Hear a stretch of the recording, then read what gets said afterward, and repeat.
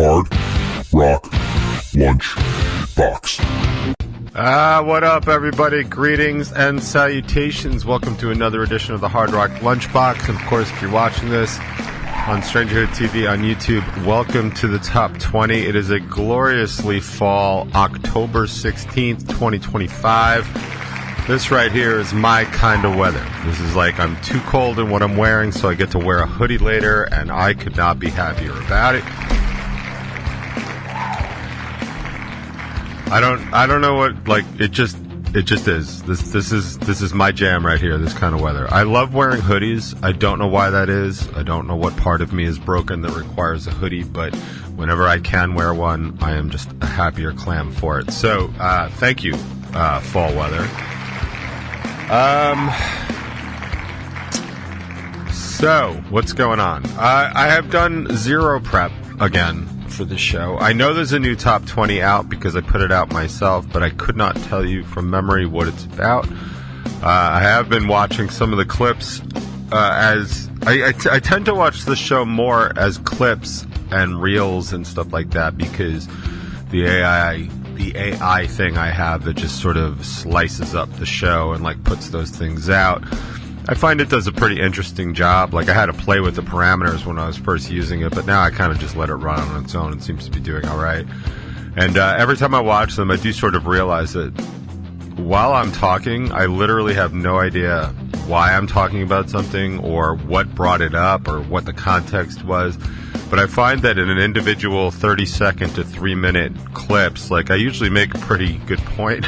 And I was watching some of them, I was like, yeah, man, this guy makes a lot of sense, which I thought was, amusing to me for sure. But I did notice that some of those clips do start to get a fair number of likes, and I don't know why that is, but I'm glad that it is, because I feel, especially lately, most of the top 20 has been political or social based, and as we've kind of rolled through the post-COVID era, like, we've really seen a division in this, like, the sociology of, not only the country, but also, like, kind of locally where we live. And I find it really interesting from that perspective to see that divide. But as a human in the world and in, our local area, like, it's really disturbing often to see that divide. And I really can only hope that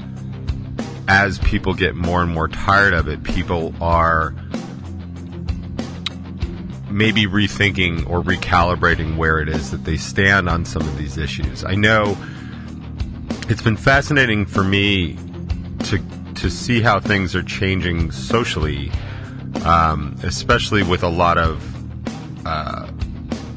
traditional, like, right-wing voices and media, because I think a lot of what's happening, maybe a lot's the wrong word, but I think some of what's happening is really starting to even push some of the traditional right-wing agenda. And I should clarify, like, it's not necessarily the right-wing agenda, but more the Republican agenda, which, as I've said over and over again, like, I don't necessarily have a problem with. Like, the Republican ideology, like, classically in my lifetime, has been pretty specific up until the Trump era. Like, it's really, this is new for me, for sure, and probably for a lot of other people. But, like, traditional conservatism isn't a bad idea. In fact, there's this school of thought, or even probably more statistical thought, that as people get older and have more invested kind of in themselves and their wealth and their life, like, they tend to become more conservative, which makes sense if you think about, like, very basic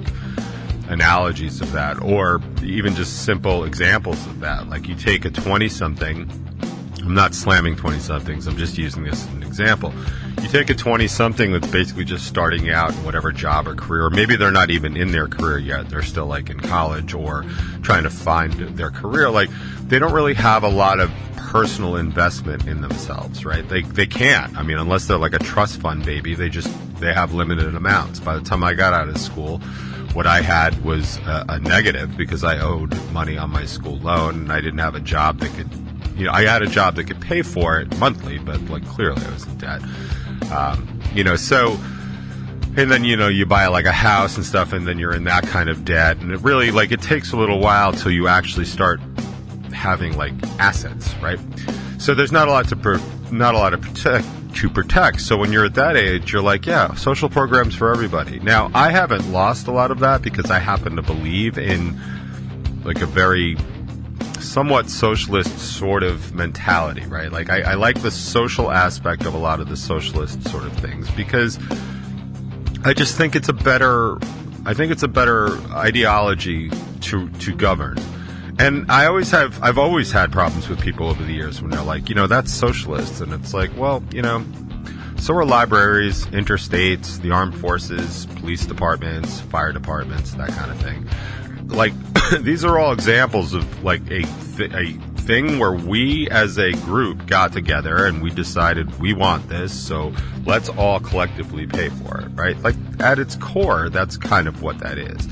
And, a lot of people do confuse like socialism and communism, and I understand that because people are retards and they didn't do well in school and they don't understand those things. Like, that's why when people talk about things that they don't understand with some sort of authority, it just makes me laugh. Like, even when people just talk about like Muslims, right? Like, okay, like there's a lot of different kinds of Muslims.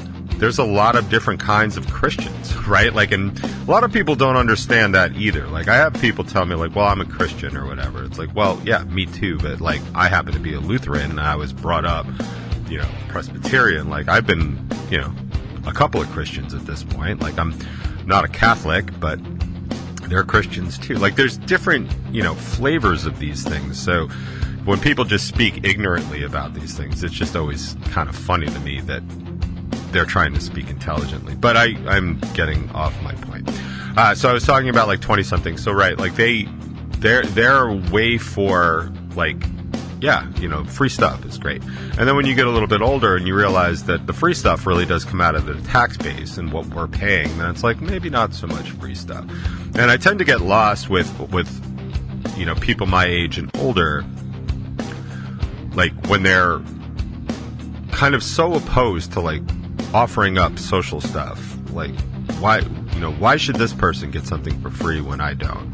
And my take has always been like, well, why don't we all get it? Like, why don't we all chip in and share it? Like, that was my stance on universal health care forever. Like, why should these poor people get free health care? Like, why don't we all just get it, and then the 300 million of us in America will just kind of divvy it up and split it? Like, we all know how much cheaper that is. I mean, it's the idea behind like mergers and acquisitions, right? Like that, well, the general idea, right? Like, you're trying to save money. Like, it makes more sense for two airlines to merge if they're only now having to pay like one administrative office and one schedule. You know what I mean? Like, it's kind of like you don't need two QuickBook licenses, right? Like, if you merge, it's that kind of stuff. Now, in this day and age of monopolies and stuff like that, mergers aren't usually so kind to the general public, and it's usually not the impetus for doing it. It's usually for wiping out competition. But like, things going better together. I'll give you a better example. And this is actually quite appropriate given the fact, the couple of shows that are going on this weekend at Whiskey Rocks. So on Friday night, yeah, this will all make sense. So on Friday night, we're playing with Paul Brown and the Killing Devils, at Whiskey Rocks. And on Saturday night, Craving Strange is playing with Paul Brown and the Killing Devils. Why they added this second show, I have no idea. I understand why they added our show, because back in September or whenever it was, the last time Craving played with Paul Brown and the Killing Devils, we were on that show. We had been booked and confirmed on that show, and then maybe a few weeks before the show, we got kicked off that show. Now, I got two competing reasons, which pisses me off, and I feel like I spoke about it at the time. But we were given this other show because we got kicked off that other show. So that made sense to me. I still thought it would have been better for us to play with Craving back then, but powers that be decided that wasn't the case. So now we have two shows on two different nights. Now, they're not direct competition because they're on two different nights, but from a financial standpoint and a money financial and a time financial standpoint, like we share maybe 85% of the same crowd. So for anybody that wants to go see both bands, like now they have to go out 2 nights in a row, and it's either $10 or $15 at the door. It's transportation to get there. It's whatever you drink or eat or whatever while you're out. Like it's a pretty advanced cost. Like, so you're basically doubling the cost. So if we just both played together on one night with Paul Brown and the Killing Devils, then that's one night, and you're paying the same amount that you would for one night, but you're basically getting 2 bands for the same amount that it's going to cost you in time and money and effort and all that other stuff. And that's a much better deal. And that was the whole plan behind when Craving and Rebel 9 used to build shows together. In fact, we used to joke about it when we would do like a $10 show at Revolution. We put 5 bands on there, 5 bands that pretty much the bulk of the audience was like. Yeah, it wasn't necessarily great for the bands in terms of draw individually, but for the fans, like you're basically getting every band at $2 a band. And like I defy you to find where, you can get a deal like that these days. But what we also found out is that it intensified the overall draw, which made it so much better. So when you got shows like Craving's release show for a Life Exceptional, they became the first local band to sell out Revolution, which I thought was a really great achievement, and I was super happy to be a part of it. And I'm not saying that Craving couldn't have done it on their own, because it was the height of what they were doing and it was an album release party, but they really stacked the show with a lot of local favorites, so it really brought people out, because at that point, like, it's almost foolish to not go to that show just from a cost perspective. Anyway, so that's why, getting together and doing things tend to be better for the end consumer.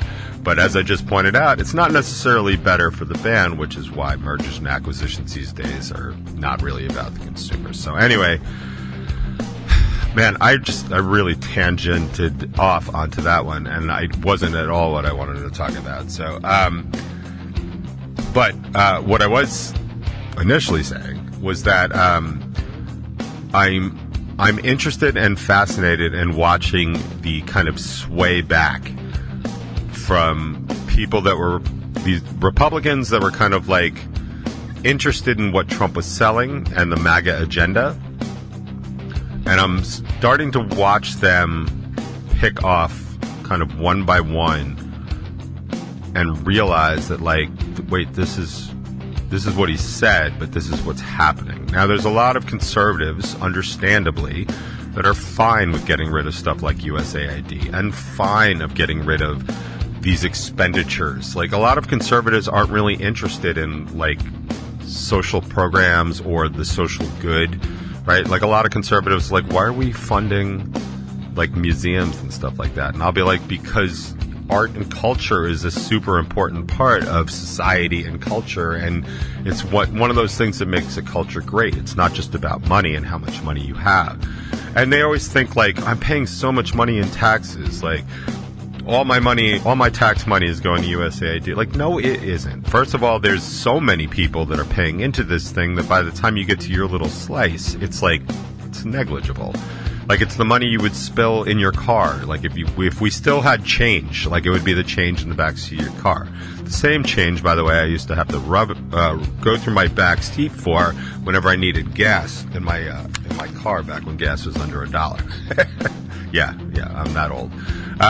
But I'm starting to see, and I was saying a couple weeks ago about how I was agreeing with Ted Cruz on something. I was agreeing with Tucker Carlson about the, freedom of speech attacks.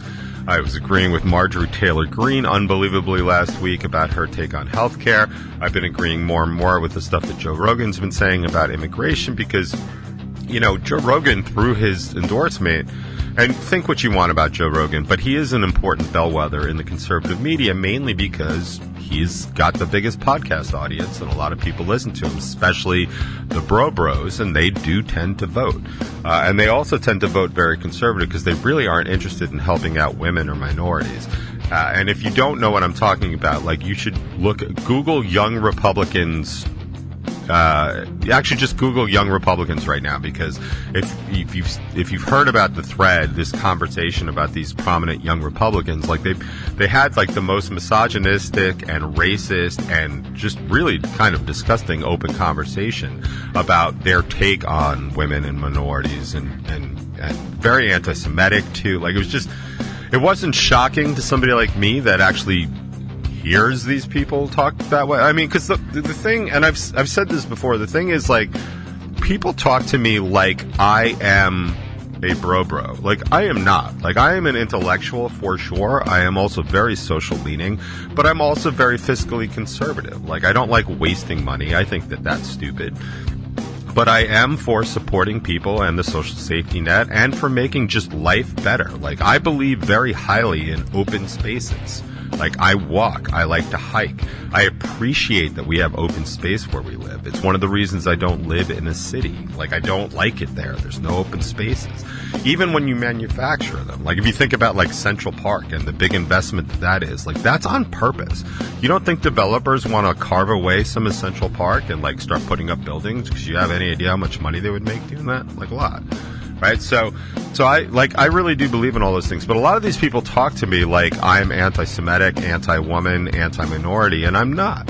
I'm anti-people. Like, I'm anti-individual people and their stupid ideas. And I'm very proud to be that way.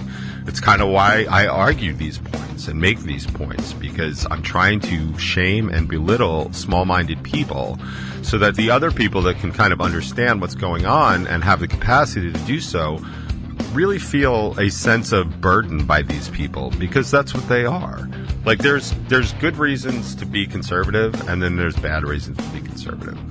And anyway, so the whole thing with Joe Rogan is, you know, like, he keeps saying, like if Trump had come out and said, you know, we want to send ICE to all these Home Depots and all these job sites and, you know, arrest and deport all these illegal immigrants, like, he never would have gotten such a vote, because these are the people that are actually out there working.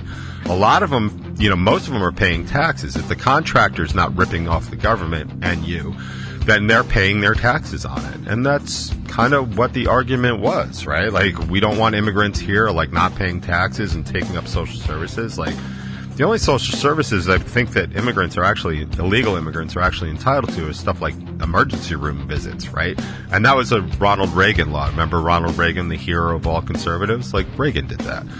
And I'm not opposed to it. And again, like, I can agree with Reagan on at least the one thing. I don't agree with him on the Iran-Contra thing or denying that AIDS existed. I certainly don't think he deserved an airport. And I don't think he deserves the status of being, like, the greatest conservative mind of the 20th century. I think he was a horrible president and just happened to be in the right place at the right time when Gorbachev, who was a great premier in Russia, actually decided to end the Cold War. Not Reagan. So, anyway. I feel like I'm all over the place, and that's probably not a good thing. I did actually print out some homework. I wanted to talk about this whole bailout to Argentina, which I can't understand.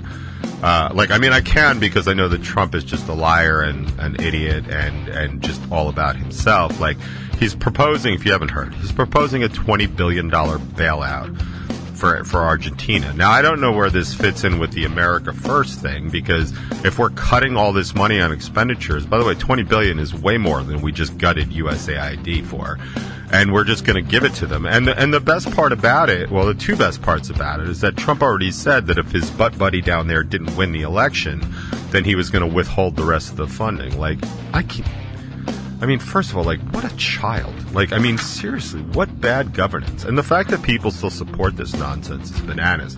But here was the thing that really, really caught my attention, and I feel like this has not been reported anywhere else.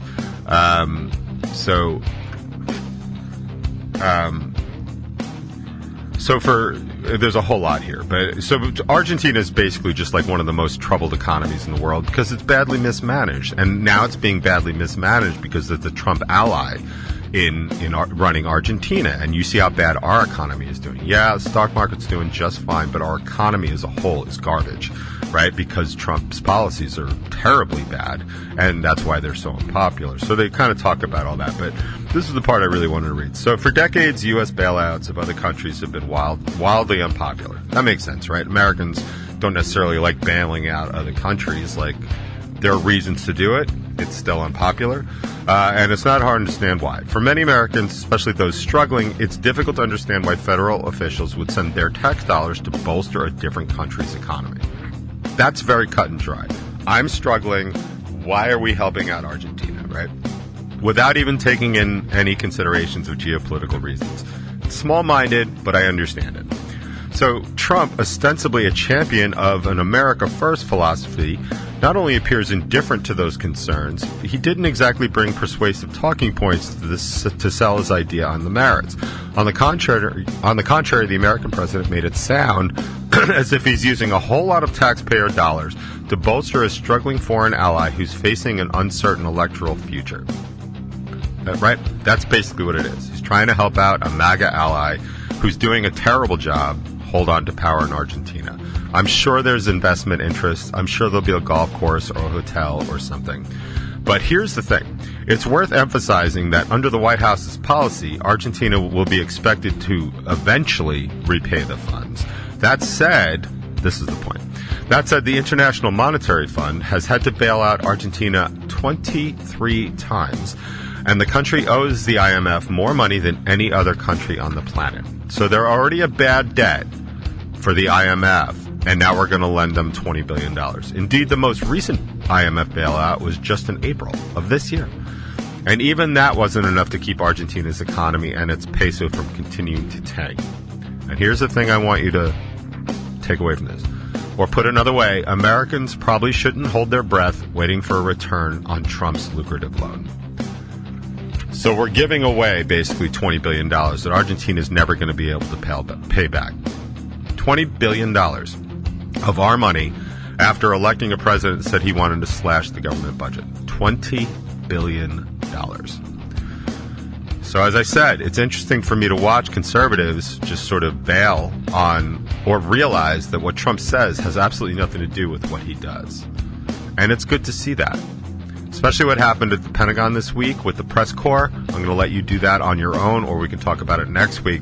But basically, every single press junket walked out of the Pentagon because Pete Hegseth, the bitch that he is, wanted everybody to sign a document agreeing to only report what the Pentagon said. Now, in case you're playing at home, that is like step one in authoritarian rule.